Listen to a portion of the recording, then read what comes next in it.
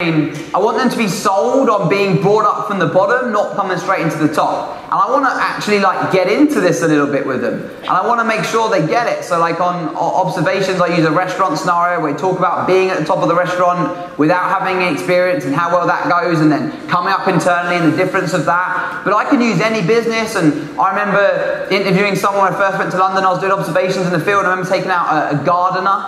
His dad was a landscape gardener. And so we role played that, and we were role playing okay, so imagine, and I took someone else on the train ride, because obviously he was the expert on me, so I took someone else on the train ride, one of my new distributors, and I was like, right, you are going to try and be at the top of this business. I'm like, what hypothetically would you be asked to be done? And he was like, I don't know, build a pond.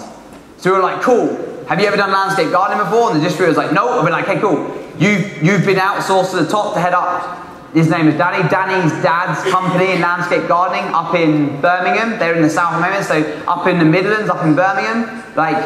Your first project is to build this pond for Mrs. Swanson. Okay, build the pond. What are you going to do? And then his answers were obviously terrible, right? He was like, gonna dig the hole. And he was like, okay, where? He was like, I don't know, in the garden. And it was like, then what you're going to do is put water in it. And this Danny was laughing, what, without any underlay or anything? The water's just going to go into the ground. The guy was like, oh yeah, put a net down. He was like, a net? How's a net going to help?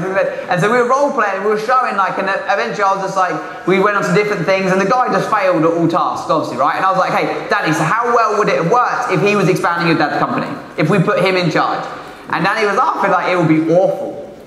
I'd be like, okay, cool. So do you think you could do it? And he was like, well, yeah, I think I could. I'd be like, okay, why?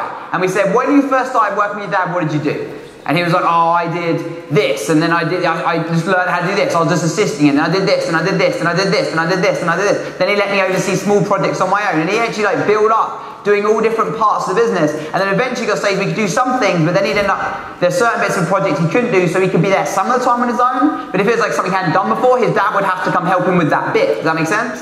And essentially just got cross-trained in all areas. And every single business where people at the top, they have to know what the frick they're doing, or it makes no sense.